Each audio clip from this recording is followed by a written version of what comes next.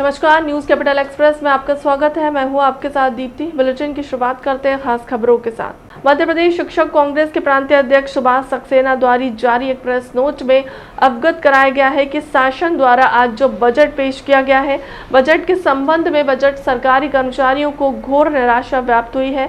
कर्मचारियों को उम्मीद थी कि बजट स्लैब में सरकार इस बार कर्मचारियों को राहत प्रदान करेगी, परंतु बजट में पूर्वानुसार ही बजट स्लैब प्रस्तुत किया गया है। कर्मचारी जगत में घोर निराशा प्राप्त हुई है। सरकार द्वारा 8 वर्ष पूर्व जो स्लैब निर्धारित किया गया है, उसी अनुसार इस वर्ष भी स्लैब रखा गया है।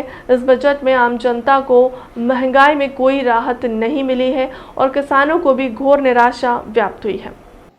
सुभाष सक्सेना, प्रांत अध्यक्ष, मध्य प्रदेश शिक्षक कांग्रेस। जैसा कि आपको विदित है, आज केंद्र सरकार द्वारा बजट प्रस्तुत किया गया है और उसमें जो सरकारी कर्मचारियों को बजट में जो आशाएं थी वो उन पे पानी फिर गया है, क्योंकि इस बार उम्मीद थी कि बजट के स्लैब में अंतर किया जाएगा, लेकिन जिस प्रकार 8 वर्ष से लगातार वही से स्लैब चला आ रहा है, उसी स्लैब के अनुसार अगले वित्त वर्ष में भी सरकारी कर्मचारियों को दिया गया है। अतः ये बजट देखने का है और सरकारी कर्मचारियों को इसमें कोई लाभ नहीं मिला है। जो एनपीएस की जो दर बढ़ाई है, उससे शासन एक तरह से कर्मचारियों से उल्टे ले रही है। 14% जो किया है वो केवल दिखावा है।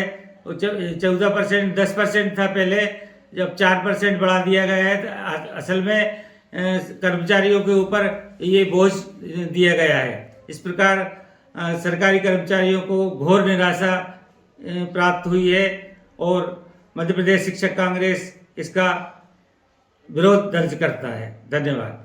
कांग्रेस का घर घर चलो अभियान हुआ शुरू।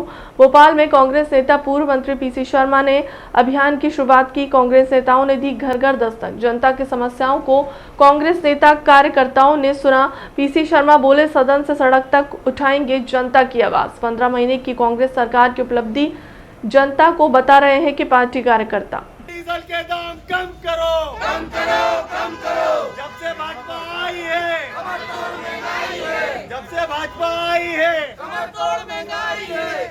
पूर्व मुख्यमंत्री हमारे कांग्रेस के अध्यक्ष जी के आह्वान पर ये घर घर चलो अभियान कांग्रेस पार्टी ने शुरू किया है। हम लोग कमलनाथ जी देवास पे कर रहे हैं, हम लोग भोपाल में कर रहे हैं, रोशनपुरा पे।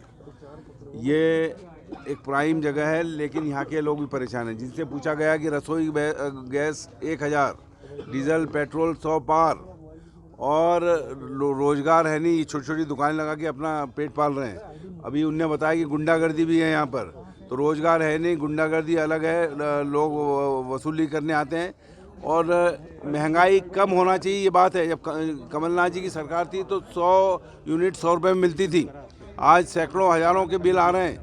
और अभी एक ने बताया कि बिजली काट दी थी, हमको कर्जा लेके बिल जमा किया तब बिजली चालू हुई है। तो ये हालत है। ये घर घर जब बताएंगे लोगों को तो उनके उसमें आएगी। और एक मिस कॉल भी करा रहे हैं, जो ये महंगाई के खिलाफ इनका एक आह्वान होगा, इसलिए आप घर घर जा रहे हैं। पूरे विधानसभा चुनाव के पहले का आगाज है। 2023 तो अभी दूर है, अभी तो 22 शुरू हुआ है। अभी तो ये महंगाई और बढ़ाएंगे। ये बेरोजगारी में 40 लाख युवा बेरोजगार है मध्य प्रदेश के अंदर। ये निकाल देते हैं कि अब लोगों को देंगे रोजगार, लेकिन एक आदमी को रोजगार नहीं मिल रहा है। ये सब के खिलाफ कांग्रेस पार्टी की लड़ाई है। जो कुछ भी हुआ 15 महीने में जो हुआ है वो 15 साल और इनके 2 साल में नहीं हुआ है। तो ये कांग्रेस पार्टी घर घर जाके लोगों को समझाएगी, बातचीत करेगी और उनका साथ देगी। बजट पर वित्त मंत्री और आबकारी मंत्री जगदीश देवड़ा ने कहा, भारत सरकार के बजट पर बोले वित्त मंत्री, कहा कि यह संतुलित बजट है। इस बजट से आम जनता का ध्यान रखा गया है। कोरोना की तीसरी लहर के बावजूद सरकार ने कोई कमी नहीं छोड़ी है। मैं धन्यवाद देता हूं। भारत सरकार का यह बजट 2022 का बजट प्रस्तुत आज किया है। मैं बधाई देना चाहता हूं भारत सरकार की वित्त मंत्री निर्मला सीतारमण जी को। यह बजट जनता की भावनाओं का सम्मान करते हुए यह बजट आया है। रोजगार, विकास और जनहित में यह बजट प्रस्तुत किया गया है। अधोसंरचना का पूरा ध्यान रखा गया है। टेक्नोलॉजी के मामले में भी ध्यान रखा है। मुझे लगता है कि कोई विषय अछूते नहीं रहे हैं। इस पूरे बजट में सभी वर्गों का, सभी के हितों का ध्यान रखा है। क्योंकि कोरोना की तीसरी लहर के बावजूद भी यह बजट इतना जनता के हित का बजट प्रस्तुत किया है, यह वास्तव में अपने आप में बहुत बड़ी बात है। और मैं धन्यवाद इसलिए भी देना चाहता हूं कि भारत सरकार का जो बजट प्रस्तुत हुआ है, बजट पूर्व उन्होंने सारे देश के सभी राज्यों के वित्त मंत्रियों को बुला करके उन्होंने बजट पूर्व चर्चा की थी, सुझाव आमंत्रित किए थे और उन्हीं को कहीं न कहीं अच्छे सुझावों को सम्मिलित करते हुए यह बजट प्रस्तुत किया है। मैं भारत सरकार की वित्त मंत्री जी को बहुत बधाई देना चाहता हूँ। काफी उम्मीद थी, पिछले 8 साल से उम्मीद थी कि टैक्स में राहत दी जाए, इस बार भी स्लैब में बढ़ोतरी नहीं की गई है। सभी परिस्थितियां देख करके मुझे लगता है कि देश की जनता इस बात को जानती है कि कोरोना की पहली लहर, दूसरी लहर, फिर तीसरी लहर ये चल रही है। इन सब बातों को ध्यान में रखते हुए जो कुछ उन्होंने किया है वो देश के हित में किया है। मध्य प्रदेश के लिए क्या तोहफा है? मध्य प्रदेश के लिए भी मुझे लगता है कि बहुत सारी बातें उसमें आई है। और हाँ, किम बेतवा वाली भी बात आई है उसमें सामने, और भी विषय उसमें आए जो बात विस्तार से अभी सामने आएगी, क्योंकि अभी प्रस्तुत हुआ है। सर, कांग्रेस सवाल उठा रही है बजट से तो और बर्बाद हो जाएगा। कांग्रेस के लिए हवाई बजट। कांग्रेस तो खुद ही बर्बाद हो चुकी है। कांग्रेस के पास कुछ बचा नहीं है कहने को। वो जब उठते हैं तब एक ही बात करते हैं कि इसका क्या हुआ, उसका क्या हुआ, जबकि मुझे लगता है कि कांग्रेस के पास कुछ नहीं है कहने को। बहुत बहुत धन्यवाद। कांग्रेस ने आम बजट को बताया निराशाजनक। कांग्रेस मीडिया समन्वयक नरेंद्र सलूजा ने कहा, बजट में केंद्र सरकार ने जनता के साथ छलावा किया है। महंगाई को लेकर सरकार ने कोई राहत नहीं दी। बजट में झूठे सपने में दिखाने का काम किया गया है। 5 राज्यों के चुनाव को देखते हुए बनाया गया बजट। इस बजट में किसी वर्ग के लिए कुछ नहीं किया। स्कूलों में लाइट नहीं, टीवी लगाने की बात कर रही है सरकार। केंद्र सरकार का आज बजट जो पेश हुआ है पूरी तरह से निराशाजनक रहा है। जनता के साथ छलावा साबित हुआ है। जनता को बड़ी उम्मीद थी इस बजट से। जनता को उम्मीद थी कि महंगाई से राहत को लेकर कोई निर्णय होंगे, रोजगार को लेकर कोई निर्णय होंगे, किसानों को लेकर कोई ऐतिहासिक निर्णय होंगे, लेकिन पूरी तरह से छलावा साबित हुआ है। आप देखें कि किसानों की आय दोगुनी का दावा 2022 में करने वाले किसानों की आय पर कोई बात नहीं। किसान 3 कृषि कानून रद्द होने के बाद एमएसपी पे गारंटी की बात कर रहे हैं, तो अभी भी कह रहे हैं एमएसपी पे खरीद करेंगे, गारंटी की कोई बात नहीं। प्रतिवर्ष 2 करोड़ रोजगार देने का वर्षों से दावा कर रहे हैं, अभी फिर नया झूठा सपना दिखा दिया कि 60 लाख नई नौकरियां सृजित करेंगे। तो पुराने 2 करोड़ रोजगार का क्या हुआ? यदि बात करें तो जनता इनकम टैक्स की स्लैब में राहत और बदलाव की बात कर रही थी, छूट की मांग कर रही थी, उसमें कोई निर्णय नहीं लिया गया। जनता ठगी रह गई। नौकरी पेशा वर्ग के लिए कोई राहत की बात नहीं, रोजगार को लेकर कोई कदम नहीं उठाया गया।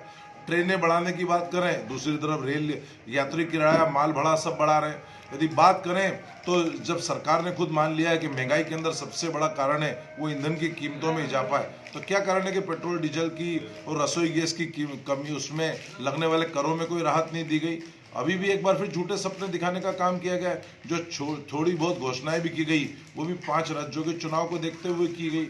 स्कूल को लेकर टीवी लगाने की बात कर। अब बड़ी शर्म की बात है कि आश्चर्य की बात है कि कह रहे हैं कि हर क्लास में टीवी लगेगा। अरे स्कूलों में लाइट नहीं, बिजली नहीं, शौचालय नहीं, पानी नहीं, खेल मैदान नहीं, भवन नहीं, तो आप टीवी के सपने दिखा रहे हैं। अरे पहले स्कूल भवन तो बना दें, वहाँ बिजली तो उपलब्ध करा दें, फिर टीवी के सपने दिखाना। पूरी तरह से एक बार फिर झूठी घोषणाएं साबित की गई। कह रहे हैं 25 साल का ब्लूप्रिंट है। अरे आपको 7 साल में तो आप कुछ कर नहीं पाए, 2 साल में आपका कार्यकाल खत्म होगा, फिर एक बार 25 साल के झूठे सपने दिखाने का काम किया है आपने। पूरी तरह से बजट निराशाजनक रहा है, इसने जनता को छलाया। आम बजट पर नगरीय विकास और आवास मंत्री भूपेंद्र सिंह ने प्रतिक्रिया दी।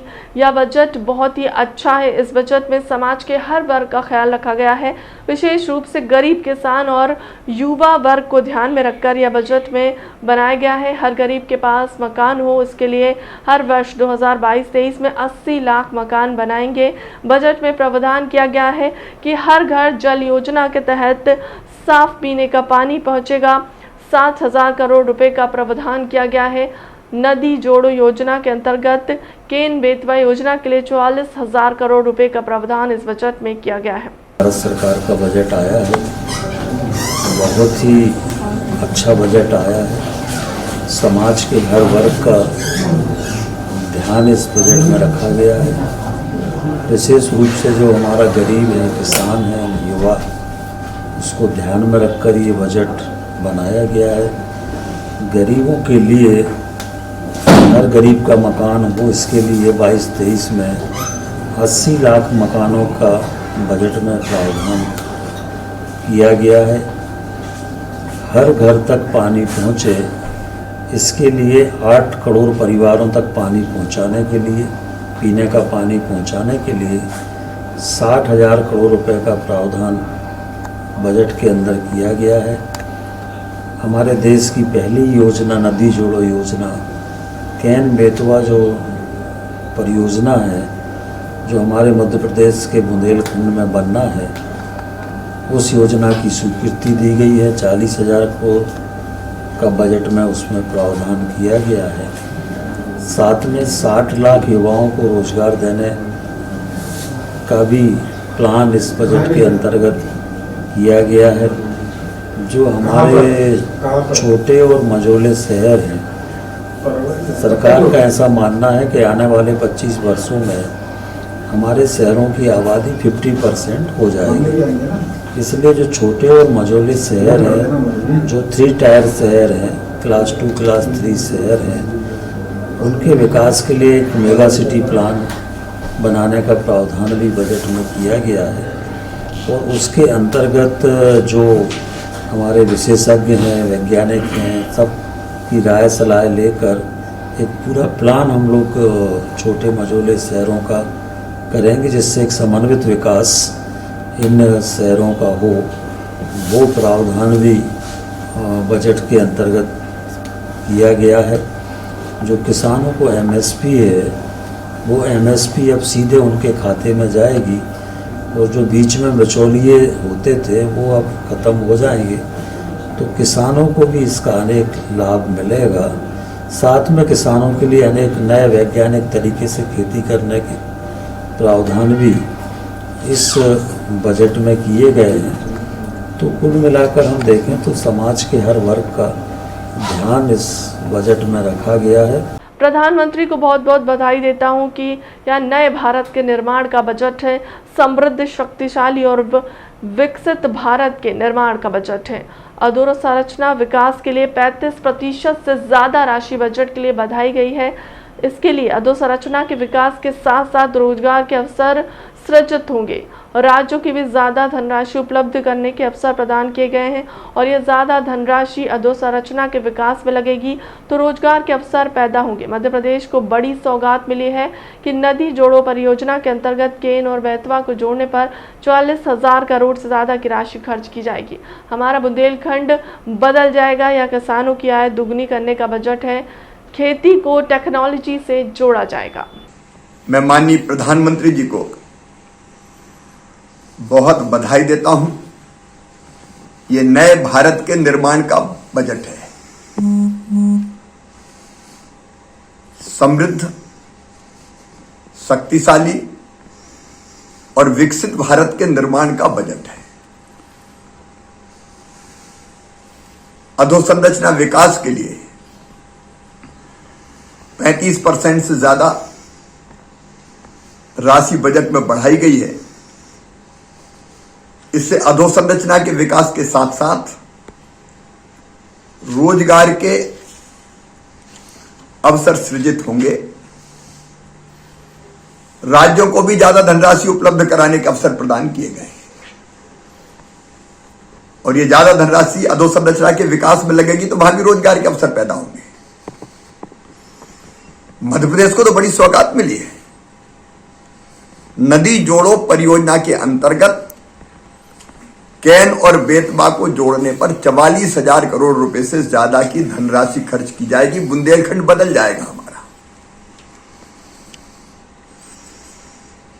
ये किसानों की आय दुगना करने का बजट है। खेती को टेक्नोलॉजी से जोड़ा है। हाईटेक बना के कैसे टेक्नोलॉजी का लाभ किसान को मिले,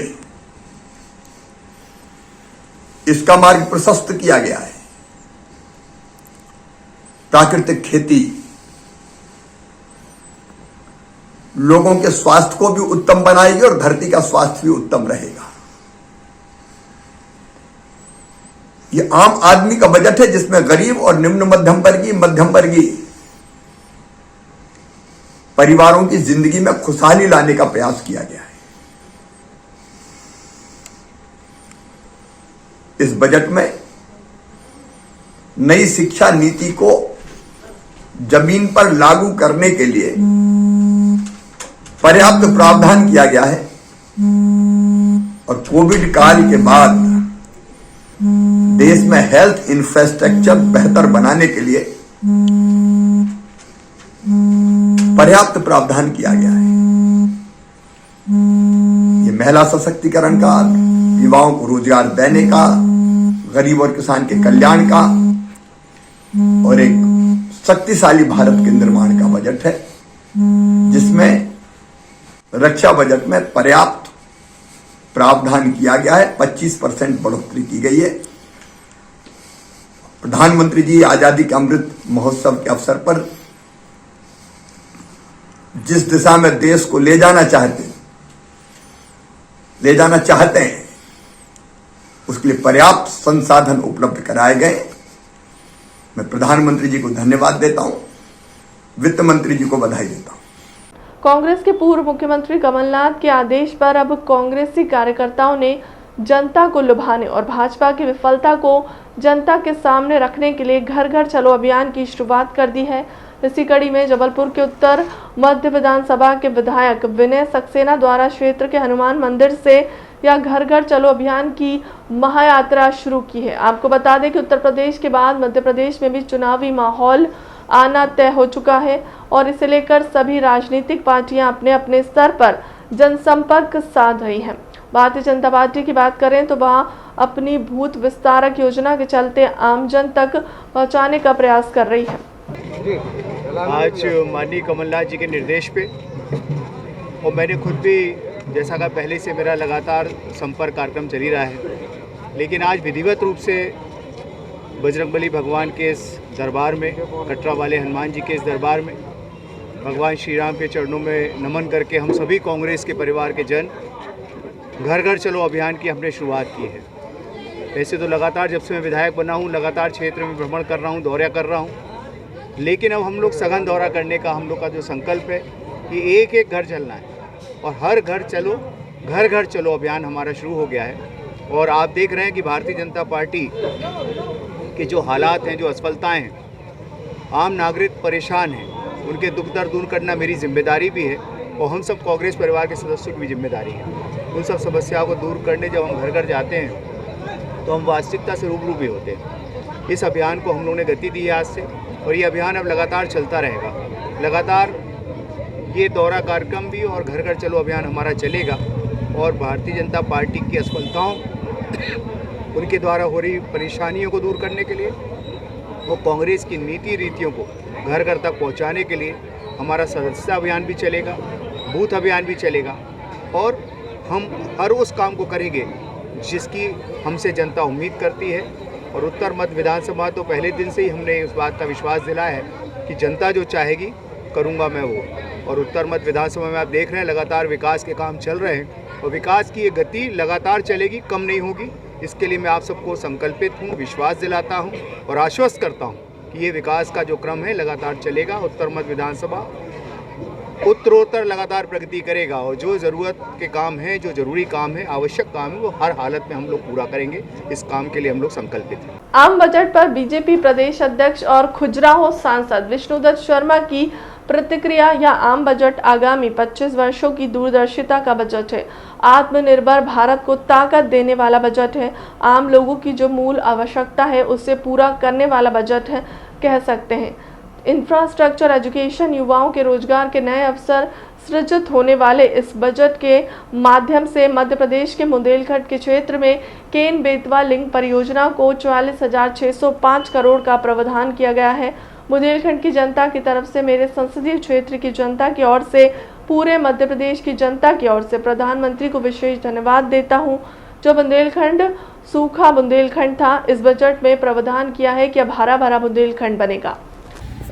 इस बार का आम बजट जो लोकसभा में प्रस्तुत हुआ है, ये बजट आगामी देश के अंदर 25 वर्षों का दूरदर्शिता का बजट है। माननीय प्रधानमंत्री जी ने जो आत्मनिर्भर अभियान जो देश के अंदर शुरू किया, उस अभियान को ताकत देने वाला बजट है। और इस बजट के अंदर आम लोगों की जो मूल आवश्यकताएं हैं उनको पूरा करने वाला ये बजट इसको हम कह सकते हैं। इस बजट के माध्यम से इंफ्रास्ट्रक्चर से लेकर एजुकेशन में युवाओं के रोजगार के नए अवसर इससे सृजित होने वाले हैं। तो ऐसे कई प्रकार के हेल्थ इंफ्रास्ट्रक्चर में और ओवरऑल देश के अंदर इंफ्रास्ट्रक्चर में भी बड़ा इस बजट के माध्यम से लोगों को इसका अवसर मिलेंगे। साथ में ही मैं कह सकता हूँ कि इस बजट के माध्यम से मध्य प्रदेश के अंदर बुंदेलखंड के क्षेत्र में कैन बेतवा लिंक परियोजना को 44,605 करोड़ रुपए का इस बजट के अंदर जो प्रावधान हुआ है, मैं बुंदेलखंड की जनता की ओर से, अपने संसदीय क्षेत्र की ओर से, पूरे मध्य प्रदेश की ओर से माननीय प्रधानमंत्री जी को इस बात का विशेष धन्यवाद देता हूँ कि जो बुंदेलखंड सूखा बुंदेलखंड था, इस बजट में जो प्रावधान किया है, ये हरा भरा बुंदेलखंड बनेगा। और एक बड़ी महत्वाकांक्षी योजना है जो पूरे बुंदेलखंड के क्षेत्र को एक दिशा बदल देगी। इसी प्रकार से अन्य हमारी नदियों को जोड़ने का अभियान माननीय प्रधानमंत्री ने लिया है और जल जीवन मिशन के माध्यम से देश के अंदर घर घर पानी पहुंचाने का जो अभियान, हर घर जल हर घर नल, माननीय प्रधानमंत्री का जो आह्वान है, ये भी एक बहुत महत्वपूर्ण अभियान जो देश के अंदर गांव-गांव में घर घर में पानी पहुंचाने का काम है, ये वास्तव में इस बजट के अंदर एक बड़ा प्रावधान माननीय प्रधानमंत्री जी ने किया है। इसलिए इसके लिए मैं प्रधानमंत्री जी को बहुत धन्यवाद भी देता हूँ और इस बजट के माध्यम से आम जनों की आवश्यकताएं पूरी होंगी, ऐसा इस बजट को। फिलहाल के लिए अब तक की खबरों में इतना ही। देश दुनिया की तमाम बड़ी खबरों के लिए बने रहे हमारे चैनल के साथ। नमस्कार।